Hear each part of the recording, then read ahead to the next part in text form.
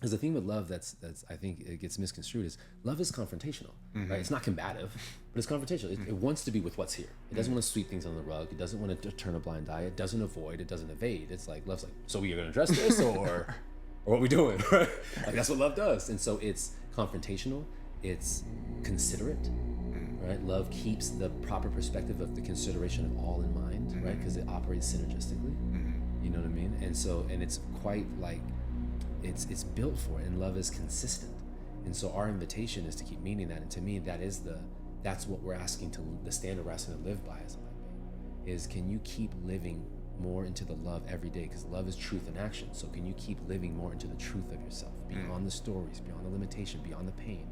Can you meet the pain and integrate it to move forward?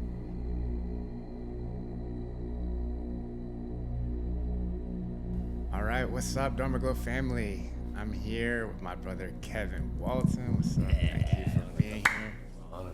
Yeah. Thank So you. we linked up through a mutual friend, a couple mutual friends actually, and they were like, you got to check out this brother. He's got this great community of light beings. And I was like, oh yeah, we're all working with light beings. He's like, no, it's actually the light beings. I was like, all right, bet. So I went to one of his experiences and got to witness him like channel that divine masculine energy. And I was like, oh man, we got to have him be a part of Dharma Glow and the Glow Up. So we wanted to give you a chance to get to know him before we really got into the festival, so you can know the energy that he'll be bringing. So thank you so much for being here. It's my honor, brother. I appreciate you. Yeah. Yes, I. Yeah, excited to rock with you on this. It's gonna be fun. Yeah, so I could tell you about the transmissions that I felt this brother channel through, but I feel like it'd be better for you just to experience it and have him tell you himself. So as we always do, we're gonna give him 3 minutes and 33 seconds to tell his origin story, starting from I was born and then the transformative moments that brought you to now. I love it. Okay. Let's see. So I was born in Clovis, New Mexico, and then I ended up moving to Colorado. When I was younger, I was tapping into interesting and different insights around stuff I had no idea what to make of. Would hear voices, have visions and different things, but no one was talking about any of these things in the 80s where I was, so I didn't pay it much mind and just kept living my life, and got into sports that brought out a lot of like the discipline aspect of me and the dedication and what it means to meet our edges and discover what I was capable of. And I also started writing like short stories and poetry at a young age, and that was a way to kind of help me explore a lot of the ideas that were living in me and things I was tapping into. And think as I proceeded, had interesting experiences when I was younger, and I had like was super like mushy and romantic and vulnerable with women, and I used to get told I was too nice, and I just kept getting dissed, and then different things happened, and I didn't know how to process that pain, so I closed up for a while and shifted into like player mode, and it was an interesting journey in that, because I could tell that even though I was keeping things casual, wouldn't go too deep, and had this massive fear of vulnerability, I could feel underneath this desire for connection and to build, and so it was an interesting thing to wrestle with in myself. And there was always this mechanism that wanted to see people thrive in themselves and grow together and build, but I just had my own things I was working through in it. And I also had this extra revolutionary mode mentality, and everything that was like oppressive in the system has to be destroyed and knocked off. And I used to have that energy. And then when I was towards the end of high school, getting ready to go into college, all those things I was tapping into when I was younger started coming back through a little bit. And I had a couple friends I would explore concept with, and it was nice to have a few people I could bounce it off of, because early on I didn't feel like I had that. And then my mom put me on to a couple of books, because she could see things that were happening to me, and so I read like Conversations with God from her, and it was cool, because right. And I was like, cool, this is something that's tapping into things that feel more resonant in the way that I was seeing things. I used to question all kinds of stuff, religion and every institution. And then she put me on to Seth Speaks. And when I read that book, it was the first time I'd come across anything that was speaking verbatim what I was experiencing into the depth I was experiencing it. So it was one of those first moments of like, okay, I'm not crazy. Whatever this access is something. And that was one of the biggest sparks for me to consciously dive into whatever I was accessing. And when that happened, it was like the waterfall effect. Just this flood of information came through, and it was interesting because I wrestled a lot with like ideas of who I thought I was and things I thought I was supposed to be doing, and then this information that was coming through that was just bigger than that. And I had a scholarship playing football, so I was in college playing ball, and still just had all these things. I was talking with everyone in college about just the insights and different stuff, and everyone thought I was crazy, and they're just like, "That's just Dub. It's what he does. It's fine." And no one paid it much mind, but it really lived in me. And so through my college days, it kept building, and I started having these really profound experiences of tapping into something bigger than myself, something that was around, like situations that easily could have led to me being harmed or killed. It's just things shifted. And it was interesting energy to build, and that I was tapping into. And I remember thinking that from those situations, like I could have easily been that dude that just had all the potential in the world and then got clipped out statistic. And when I made it through, it just kept shifting my perspective on there's something greater here. There's something greater that I had in me to offer. And when I got out of college, it really started to spark up. I was doing music and rapping and songwriting, but this stuff kept building in me. And it's funny now listening to some of my old music, some of the things I teach, there's like little bars and lines where I drop these little insights that were in there was coming through. And when all this information really built up and I started to understand how to live it more, that's when I started to open up group settings and inviting people to come together and share in a space that they could explore every facet of life in themselves, like nothing was out of bounds and you wouldn't be judged for it. And that's what prompted the Light Beings, where I kept feeling this calling, like you have to start bringing people together and create a group and start sharing. And I remember just overthinking it. Okay, what's that to look like? What I gotta do? And I had this dream, and this being appeared in the dream was like, all right, it's time to do this. I said, okay, but how's it gonna look? And they're like, hey, shut the fuck up. All right. And I woke up out of my sleep. It was like 3 a.m. I emailed everyone I knew. And I said, hey, starting this group last Wednesday of the month, come through. And that was January 25th, 2012. And they came through on the beach, and it was a beautiful experience. And it prompted what led me to creating now the practice I teach called Creatorhood, which is like a life path and spiritual practice and operating system. And so there's been so many different facets of me that I noticed, because I act and write and do music, and I've been an athlete. I've been caught up in all kinds of different street shit and bullshit and also things that progressed me forward. And what's fascinating is all these different facets of me offered so much spiritual awakening and so much self-awareness that as I started to live more into this embodiment and practice, it all started to like come together. And so now when I teach the practice and offer guidance, I draw from all these different things and experiences to let people know just how comprehensive and massive we truly are. And that's been the dedication of the recognition of the power we are and building in that. So that's kind of a abbreviated summary, high level of some things in the journey. Okay. For sure. Okay.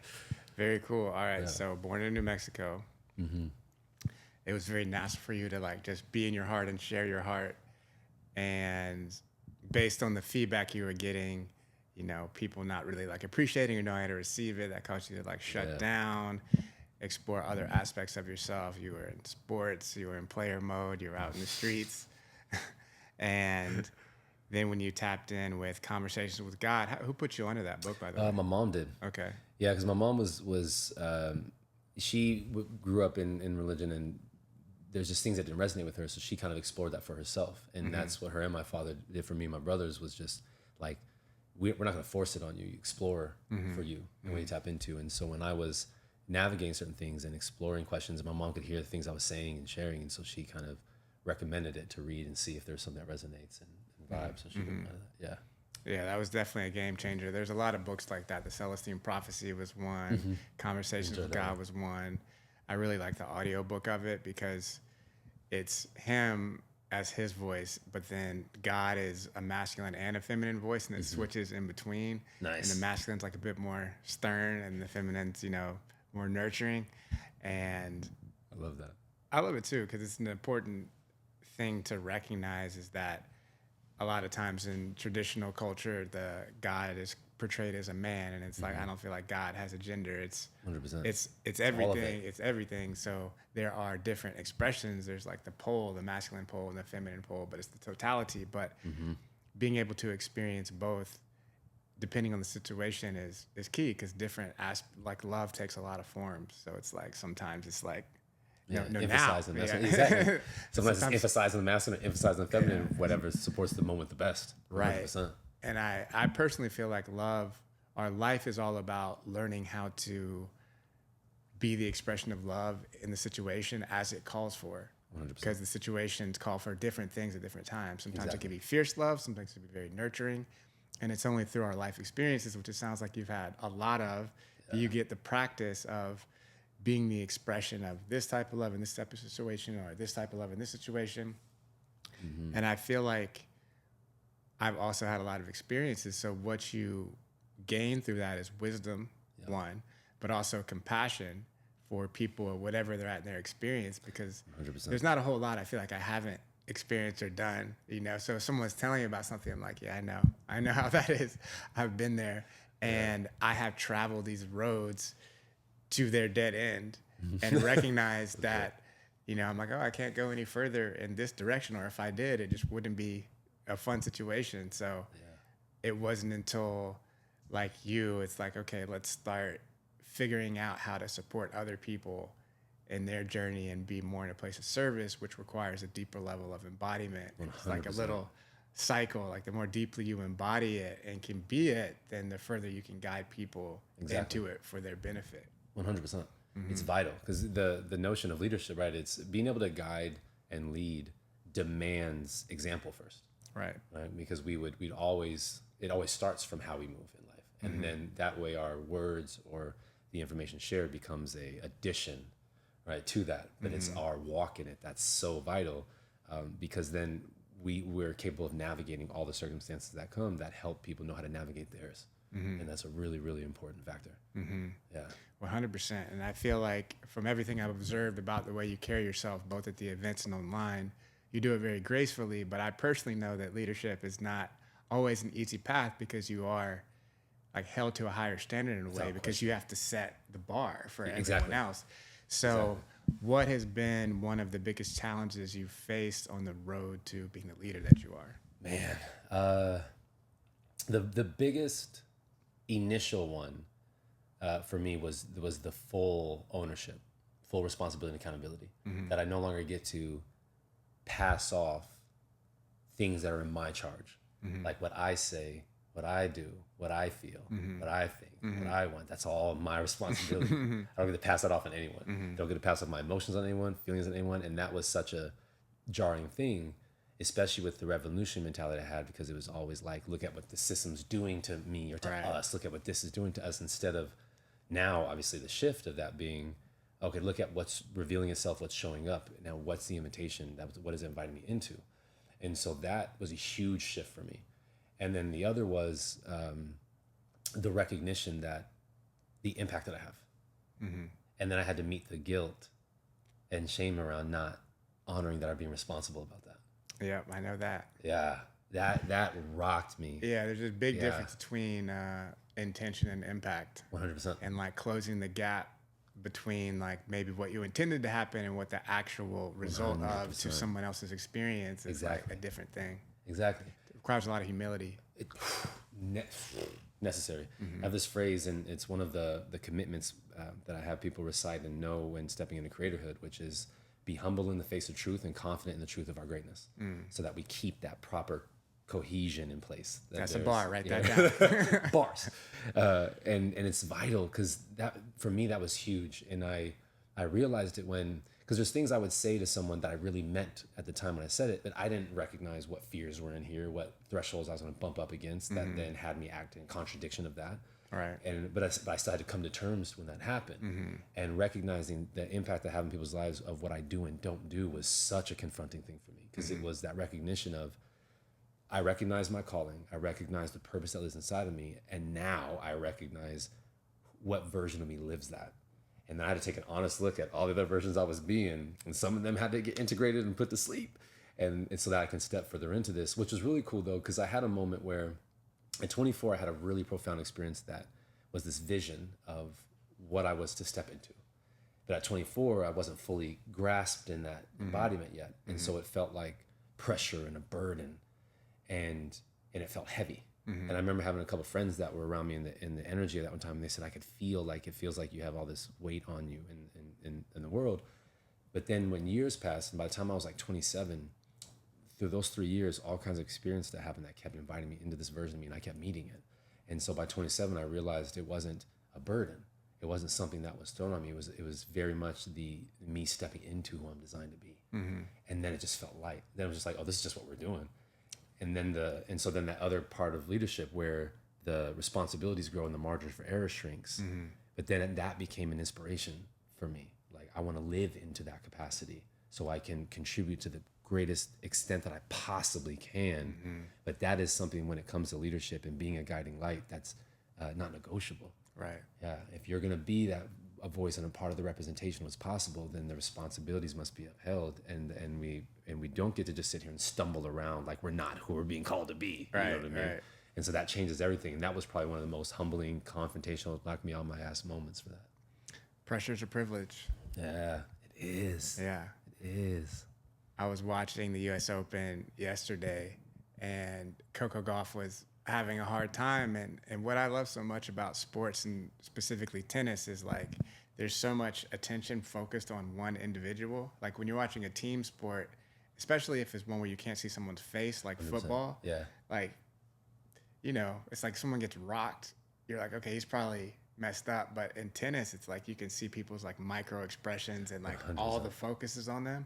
So when someone starts having some mental breakdown, you're really like, you're like, oh, okay.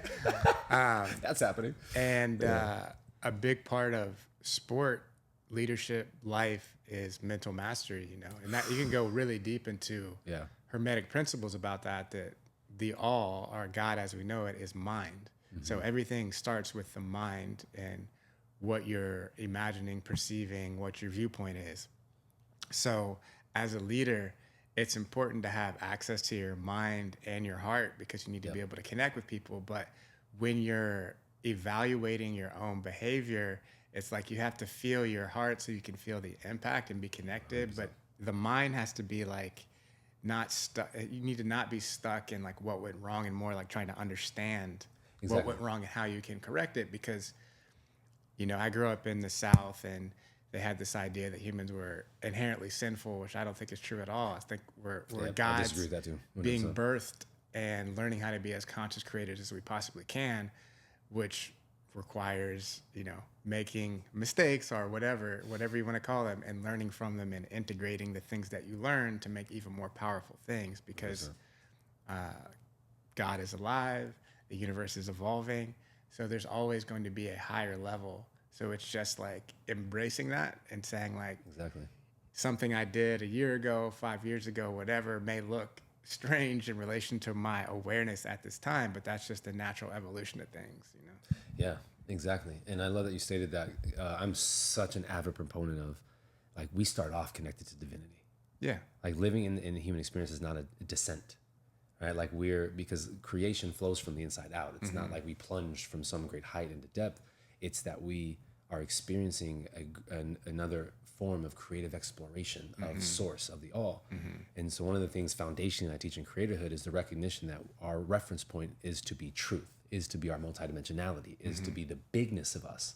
So then we recognize that access, and the invitation is we keep living that access through the human experience, so that we keep expanding and living into the greater expression of this density until we reach the greatest capacity that truth can operate in this. And then when you go further into truth, it's beyond this. Right. And so our invitation is exactly that experience is a service, right? That when we're experiencing something, it's constantly inviting us to increase our capacity of awareness so we can keep living that expanded embodiment. And that's the design. And so we can get wrapped in our head, like you said, of judgment and all the narratives about what we're doing, when really what we're doing is part of how existence communicates to us. Right.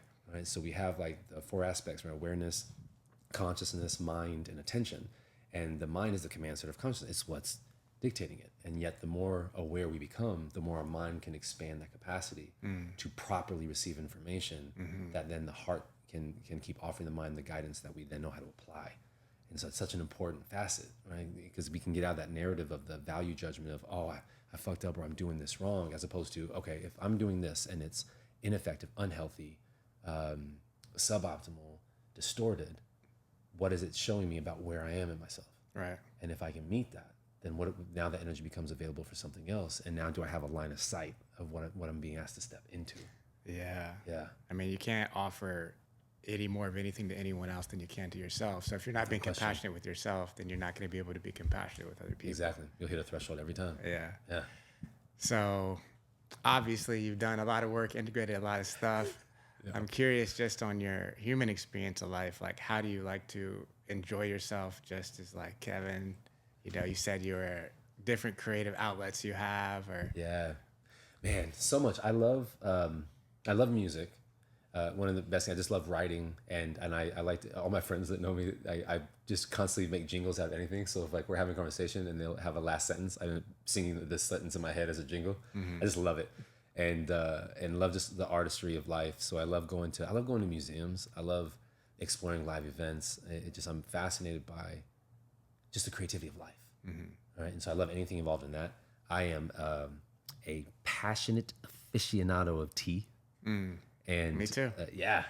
Chinese tea ceremony. Yeah, exactly. So I've been crafting, exploring the different type of tea ceremonies in the world, and I've been crafting my own version of it, like you know, to create this different kind of experience. And I just love it. So I've been like getting teas around the world and exploring and experimenting with them and dancing with them, and it's been such a dope art, right? Because it's such a constant living process. The tea is, and I want to have I always said when I build a house from scratch, I want to have a tea cellar. And have just teas around the world and do these really dope ceremonies and events. So that's like tea's my thing. So that's another thing with that. That's awesome. I love that you are creating something new. You know, I feel like just like masculine and feminine are different polarities, you know, conservative and liberal are like different polarities. And especially with the election going on, people are so convinced that we have nothing in common. But it's just like, we're supposed to be trying to create the most ideal society for everyone. Ideally. And it takes communication and like harmonization of ideas in order to do that. With the tea example, obviously we got our inspiration from these different cultural traditions, and we're alive now, and we're able to add to it and create something new, not in like a disrespectful way, but just like this is happening now. And I think the most obvious and clear example of how that's beautiful is in music, right? Because to me, music is the most profound spiritual legacy you can leave, right? Like just the vibrations that you leave. Like Bob Marley's vibration that he left, the frequency is like, you put on Bob Marley in a room and it influences the entire room.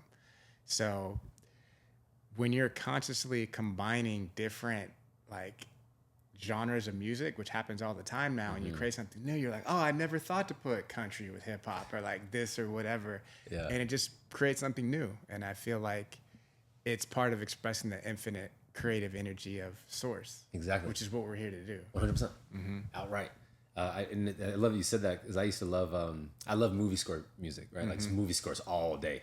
And I love driving around in life, dude. I always recommend everyone go to the grocery store, listen to movie score music, right? Your life just got massively more epic. And so I started to rap to those too early on to explore it. And it's such a cool thing, because you're absolutely correct. The prime directive of life and consciousness, it just wants to be fully authentically expressed, right? So all of life is driven to be fully actualized. Right. And so the more that we are willing to constantly explore creative expression, the more we keep reaching further and further into that magnitude of design. And it's a really powerful thing. So I'm so with you on that. And and that's it. Even how I created the practice was like that, like this access that was coming through. And the notion of it was, how do I, because I could, when I started to explore, like, where are these insights out in the world, right? What this stuff I'm accessing, there's no way I'm the only person. So where is it? And when being able to like find these books let me know different facets, and I could see where people were tapping into it, or where there was contradictions and misinterpretations. And then when it came to religion and spiritual practice, it was like, the truth lives where everything syncs up, right? Wherever there's contradiction, that's to be explored, of where the truth is, to move past that. And so just like you said in the politics, that's the idea, right? That the whole game is about everyone having their point of view, and where does it all sync to get the best outcome possible for everybody involved. Not, oh, I think different, so now we're against each other, right? It's not a zero-sum game. 100%, right? And polarities are not opposition, right? They're just the different aspects of, and so it's a vital thing to recognize. And when I started developing the practice, it was that dedication of, how do I take these massive multidimensional concepts and put language to it and put structure to it in a way that it can be tangibly lived and applied. And that's what prompted me to take all these insights and these transformational experiences and access, and put it to more language to it, and even rewrite definitions to it. Like I remember thinking of health, for instance, right, where when I looked at the definition of health, the majority of things I would find would be like the absence of illness. But we don't live life in the absence. Right. We don't live life in don'ts. We live life in what is. Right. So I said, well, so how do you come with definitions? So I started writing out definitions for words in the practice because I wanted to be as precise and deliberate and intentional with language, even the English language, even though the English language can be sloppy at times.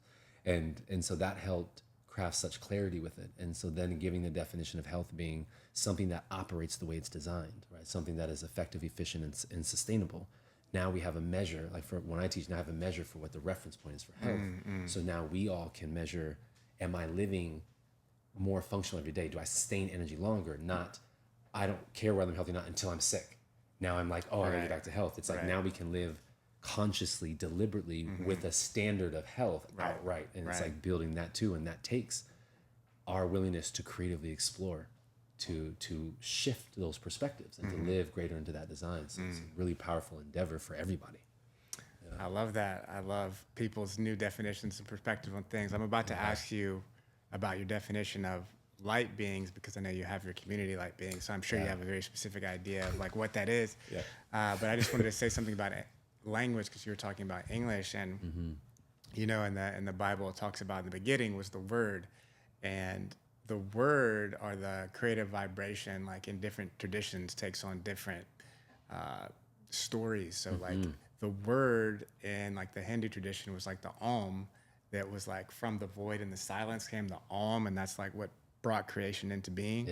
And then just to know that we are made in the image of the divine. So our word is just as powerful as the word of the divine to create our reality. Exactly. And different languages have different kind of like powers over creating reality and different energetic like structures that they create. 100%. So English is supposed to be like kind of in the middle, right? Of like the curvature and the straightness of the way things come out. So if you think about like the way I'm speaking right now, it's like if you can imagine what symbols are being created, like what it's creating, where versus Hawaiian, which is like aloha or Maui or, you know, Oahu, because there's never two consonants together, right? So that's far end vowel.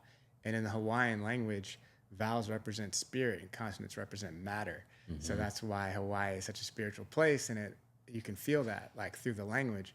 Whereas like German is like on the other polarity, and they'll have like, you know, 4 consonants in a row. It's like, you know, like Vergnügen, or like, you know, like it just feels very different. Exactly. Legit. And then English is supposed to be like in the middle. So it's just something to think about, the complexity and the intentionality of language and 100%. how we are actually crafting our reality. And that's why, even though I think it can be fun to be playful, for people to be aware of like what you're actually saying when you're being sarcastic, or whether you're giving somebody positive affirmation or making a joke at their expense that's like affecting their psyche and reinforcing some trauma they have, you know, it's just important to be intentional about that. So obviously, since you've taken so much time to think through and like redefine words based on what they mean to you, I would love to hear what the light beings are. Yeah, I appreciate that. Everything you just expressed is so real. So the light beings, my definition of light beings is a light being is someone that can witness every aspect of themselves and embrace it in the love that they are, thus becoming a guiding space of awareness and inspiration for remembering truth. So to embody the light of us means we're living more full accepted, right? Because when you think of a light shining, right, like these lights in here or the sun, light's going to shine fully. That's what it does. If there's some object that's there, then you see where the light rays are moving through and where they're not. Where they're not are like examples of where we stifle the energy that just wants to flow through us unobstructed, right? It just, that moves. And how we get the light to shine fully again is by integrating those pieces back into the light, right? Because there's no battle between light and dark. If we're in a room and the room is dark, you turn the light on, light, right? The darkness is like, no, it doesn't push back into the bulb, you know? So, and to me, that's the notion of being a light being, is someone who, to live into a greater capacity of embodiment of light, you must live into the greater acceptance of all that you are in every aspect. And so when we do that, we now are a space of guidance and awareness and an inspiration and activation to remember the truth that lives in us. And that to me is the essence of embodying what it means to be a light being. And personally for you, when you're channeling more light and you come across something within that may be challenging to look at, how do you practically integrate that? So in the practice, I call it the mirror work, and you can do it sitting down in front of an actual mirror, or you can close your eyes and go and meet that part. But the idea is emotions, feeling states, they have very specific information. And I break down emotions as like a gateway in a mature form, not positive and negative, because it's not positive and negative emotions, they're just emotions, right? We can judge the emotion, but it has something to offer when it shows up. So in the practice, one of the foundational reminders is that everything is an internal cause, external effect. So emotions aren't triggered from the outside events, they're revealed because something within us called forth the event to bring this to our awareness. If we all lived every day, woke up and said, what's in here, we would just be meeting it there. We wouldn't have to create an event to bring to our awareness, right? That could be the daily practice. But if there's something that is obscure from my awareness that shows up, the practice is then you put your attention inward and go, wait, what version of me is this right now? Okay, I see you, I'm with you. What's up? What do you want me to know? And thank you for showing up. Thank you for showing me where I can start to embody more of the love. Because that's what's happening. The love is what's inside of us bringing all this stuff up in the first place. So we can keep living into that fullness of the light. And so that's the practice is you put attention inward and you address it and have an honest, authentic conversation with this piece to bring it in. Because it's just a facet of us. And the only reason it's there unaddressed is that when we create an experience that the spark of energy revealed itself and we didn't know how to process it, we just suppressed it, stored it away somewhere, and it just finds its way back up. So the practice is, can you sit with it, acknowledge it, tune into it, and then embrace it fully? And once you embrace it fully, all that energy starts to dissipate and soften into the bigness of this. And now it's just available. And then the invitation after that with the practice is now you have to put that to use, right? So it's like a sequence. I call it a system of advancement. There's access and receive. So you access that energy and you now receive it. Process and understand. What version of me is this? And what is it offering me in this moment? What's it inviting me into? And then once that's accessed, now you direct the energy somewhere. So here's now how I'm going to live in that. If it was inadequate Kevin that came up and I had to meet inadequate Kevin, now I integrate inadequate Kevin, now I'm sitting in confident Kevin. So what does confident Kevin do with that energy that's now available? You know, and so you put it to use, and that's kind of the system. And then it's an art to how much when you flow. But all three pieces are necessary for us to effectively utilize emotions to their design. It's a beautiful practical breakdown of the process. Yeah. And just the beginning of it is just sitting down and meeting that part of yourself 100%. Because our society today is like cancel culture is so rampant, right? So it's similar to, in a lot of ways, what I feel like activism is about, which activism is in large part all about like the external, like you were saying. So it's like everything is outside, and it's not about like, well, the outside is creating by who we are, like the choices that we're making. Effect. So when someone is exhibiting a toxic behavior, like think about that. Like toxic means there's something in them that's like poisoning them, right? So imagine if someone got bit by a snake and you're like, oh, you're toxic. Right? Get out of here. With your snake bite and just die. It's wild. It's like, it's really, you know, they say that you're really starting to work miracles in life when you see everything as an expression of love or 100%. A call for love. Exactly. Right? So the people that are quote unquote toxic, it's not that it doesn't need to be addressed or acknowledged, but it needs to be acknowledged with compassion as opposed to ostracized and shamed. Exactly. You know, because that just makes it inflame. And they show that, I think, really well in movies of what happens when people are ostracized. Like Joker is a great example. Phenomenal. Right? It's like when you keep shitting on people and you don't like care for them and bring them into society, eventually that starts to express itself. Like they want to express the violence that they're feeling 100%. Because they're like, you're not seeing me. So like now you're going to see me and now you're going to feel what I'm feeling. Right? So it's interesting to, you know, I've been studying specifically the teachings of like Yeshua and like these channel teachings in these really powerful ways that is similar to modern day Christianity, the way that like Conversations with God was. It's just like a more elevated perspective to me, and it feels more inclusive and less dogmatic. And it's what you're talking about, always like being the presence of love, like as a verb and a choice. So I was on this meditation app the other day and it said, learn to leave the table when love is no longer being served. And I was like, oh yeah, that makes sense. You know, because Nina Simone said that, like, oh, that makes sense. But I was like, is that Christ-like? Because I feel like Christ-like is like you're influencing the thing. So even if people are coming at you with not love, like you're penetrating with love and you're not leaving the situation. And I understand what she was saying, because there are certain realities in life that we have to step away from, you know, disrespect or create boundaries in it. There's nuance to it, but it's just the remembrance that if you are a light being and the purpose of life is to be the presence of love, then if there's a situation where there's not love present, then you get to be the presence in that situation, 100%. Right? And not, you know, like I'm better than everyone. Because I've definitely been on that trip before. And you have to like check yourself when you get on that trip. But it's just like, this is an opportunity, right? It is. And it's invaluable. My definition of love is that love is the absolute acceptance of everything, right? And then we think about what that means, because to be the absolute acceptance is not settling, tolerance, justification, rationalization, right? It is not condoning. At all. It means that you fully embrace where things are to go where things are designed to go. And that is what love does. It just brings up what's here so you can meet it to go be that expanded version of you. And that's its design, and it's all it does. And so I break that down is that love honors where you are and demands the more of you. And I say demands and not force, because it doesn't do anything else. All love knows is magnitude. So all it does is want to see you keep living in the magnitude. So then it has to bring up where we're not, so we know what to address to do that. And I agree with you. The issue with cancel culture is it stifles emotional maturity, because now people, instead of feeling what you're feeling and knowing how to address it to then meet it, you just want it to stop so you don't have to feel whatever you're feeling. And I used to have these conversations with some of my activist friends about the difference between fighting and standing, right? It's like, you don't have to fight against something. Stand for what you believe and be the example of where you want it to go. Because I would ask some of them, like, what is it that you actually want? Like for this, in this protest or in this thing, what do you want? And they would just say, I just want either people to be outraged, or I just want this thing to stop. And I go, okay, but what do you want instead? Like, where does the energy go after that? Right. If you don't have a line of sight, nothing changes. And so then one of my friends wanted to do a protest outside of the Seaquarium, right? And she said, I just want people to be outraged with how the animals were treated. I go, well, what do you want instead?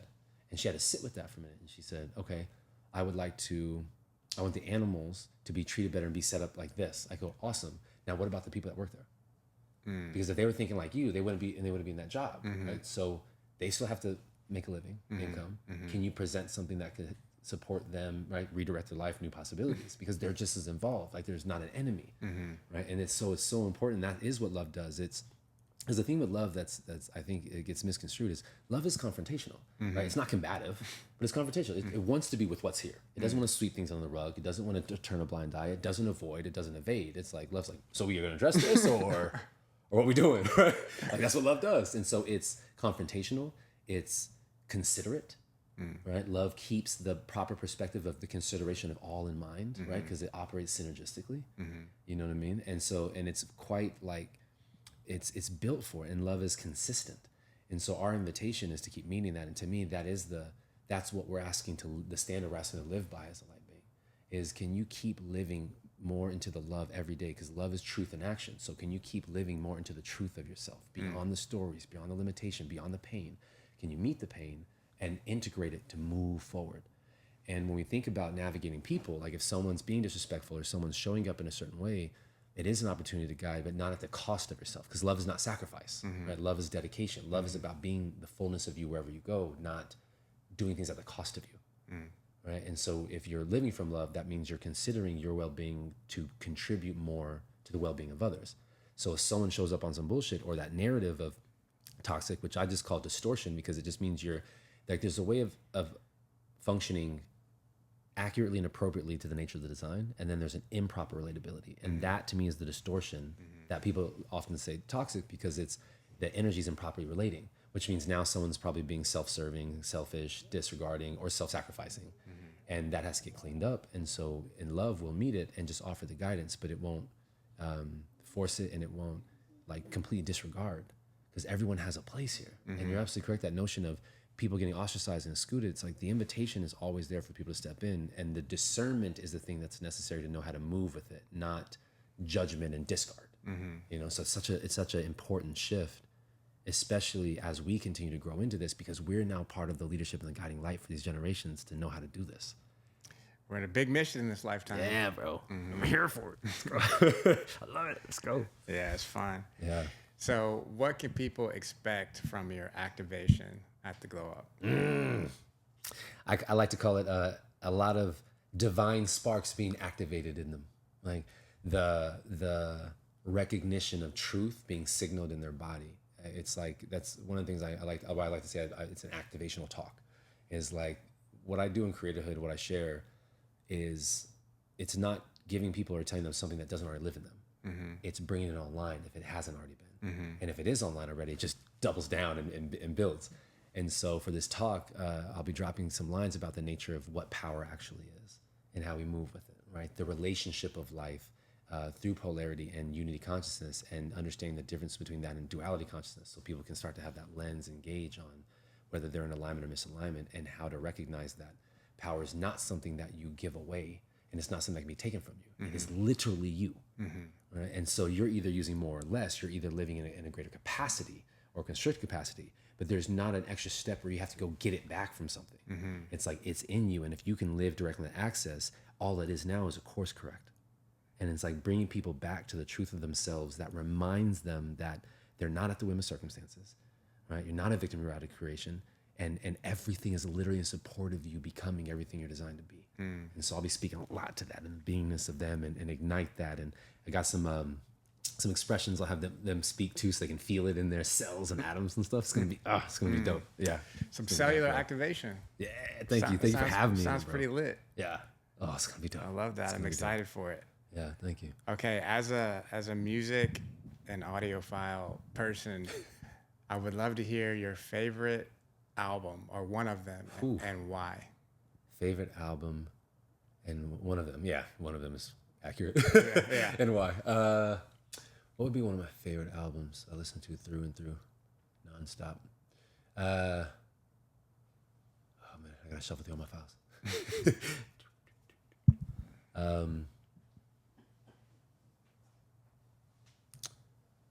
I would say, which one I listen to most now? You know what's one of my faves, that for the artistry of it and the range of storytelling, and I think because it reminded me of the era of the 90s and 2000s, like Kendrick Lamar, after Good Kid, Mad City, which was also a dope album because it really felt like the 90s again.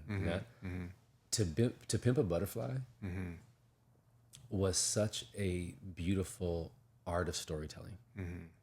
And it was another complete album where every stage of the message kept building and growing. And I also like it because it's a reflection of his own journey into himself in this area and what life experience, and touches on so many facets. And I, to this day, is still one of my favorite albums from the artistry. And it's fascinating to me. And I remember seeing him in an interview when he said that he actually wanted to come up with that first, but he didn't have the courage to do that because he didn't know how people were going to receive it. And I just love the honesty of that too. But I thought that's definitely one of my favorite albums of all time. And there's probably a couple of Nas ones in there too that actually definitely are. Yeah, To Pimp a Butterfly is undoubtedly a classic. It is. Yeah. It is. I think I even enjoy Damn more than that one, just because it's for me, it's like a more enjoyable listen. Yeah. You know? Yeah. But it still has a very complex story. 100%. And I personally, in all forms of art, like really like to find the balance between like the art and then it kind of like the pop, like whatever. And like The Dark Knight was like that to me. You know that movie, because it's like 100%. It's a very deep story with very deep like characters and archetypes, but it's also like a blockbuster, like car chases and exactly. Yeah, so it's like we like both of those. We like explosions, you know, things sometimes. We like Marvel movies, but you also want to be, you know, stimulated on deeper levels.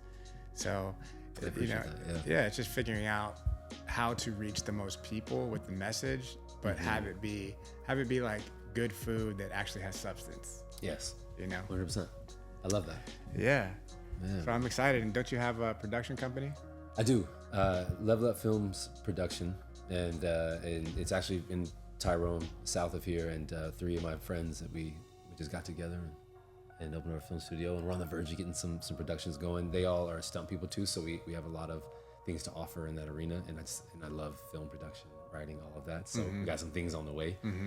Plus still acting, still on Sisters, and still getting all those going too, which is great. Yeah.